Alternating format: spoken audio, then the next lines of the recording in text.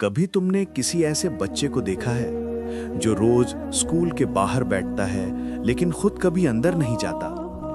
न बस्ता न किताब, बस जेब में एक पुराना सा सिक्का और आंखों में ऐसी चमक जैसे कोई वादा निभाने आया हो। ये कहानी है उसी बच्चे की जिसकी खामोशी में एक सपना छिपा है और एक ऐसा दर्द जो दिल को हिला देगा।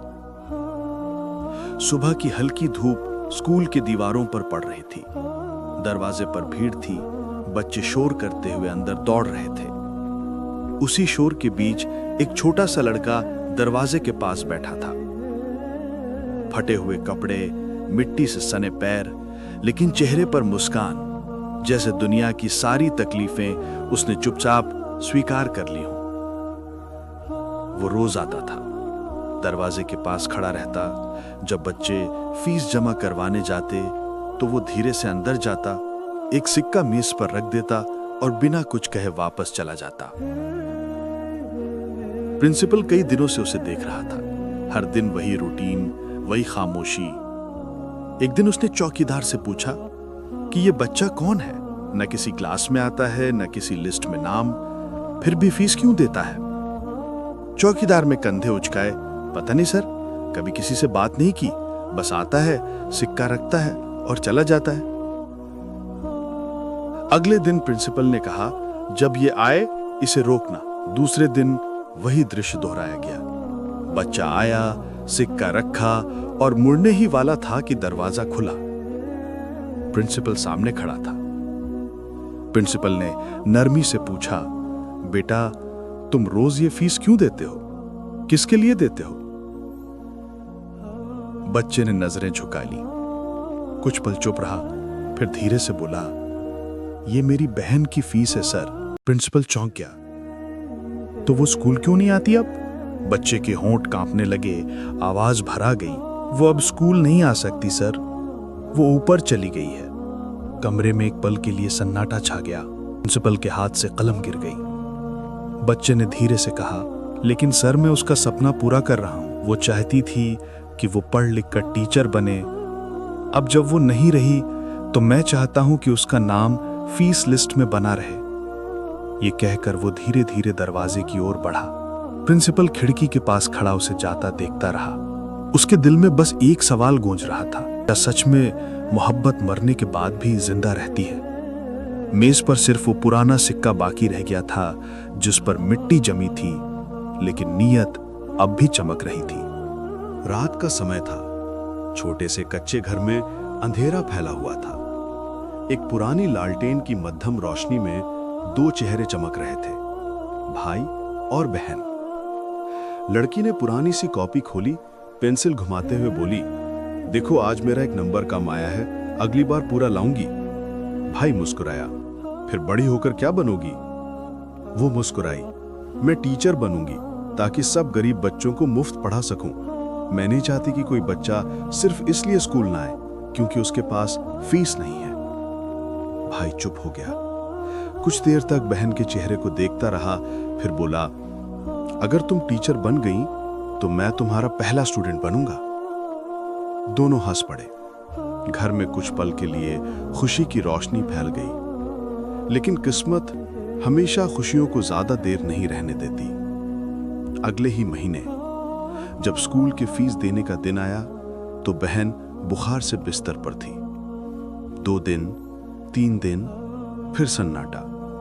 और एक सुबह जब सूरज ने रोशनी फैलाई, वो रोशनी उस कमरे तक नहीं पहुंची। भाई उसके बिस्तर के पास बैठा उसकी किताबों को देख रहा था जिनके पन्ने अब भी उसकी लिखाई से भरे थे। एक पन्ने पर आखिरी लाइन लिखी थी, मैं पढ़ लिख कर सबको सपने देना चाहती हूं। लड़के ने किताब बंद की, धीरे से कहा, अब मैं तुम्हारा सपना पूरा करूंगा बहना। अगले दिन से वो रोज स्कूल के बाहर आने लगा, अपनी जेब में छोटे छोटे सिक्के डालकर, जो कभी जूते पॉलिश करके, कभी बोतलें बेचकर कमाता था। वो जानता था कि बहन अब लौट कर नहीं आएगी, लेकिन उसका नाम स्कूल की फीस लिस्ट से कभी मिटने नहीं देगा। प्रिंसिपल ने जब बाद में रिकॉर्ड देखा तो हैरान रह गया। हर महीने उस लड़की का नाम मौजूद था और फीस हमेशा वक्त पर जमा होती थी। लोग पूछते, ये सब क्यों करता है? वो मुस्कुरा कर कहता, क्योंकि कुछ लोग चले जाते हैं लेकिन उनके सपने जिंदा रहना चाहिए। और उसकी आंखों में वही चमक थी जो उस दिन उसकी बहन की आंखों में थी जब उसने कहा था, मैं टीचर बनूंगी। समय बीतता गया। वही बच्चा अब थोड़ा बड़ा हो चुका था। चेहरे पर गंभीरता, बातों में सुकून और दिल में अब भी वही वादा कि बहन का सपना जिंदा रखना है। स्कूल वाले अब उसे पहचानने लगे थे। जब वो आता, सब मुस्कुरा कर कहते, अरे ये वही बच्चा है ना जो अपनी बहन के नाम की फीस भरता है। वो बस मुस्कुरा देता, कुछ कहता नहीं।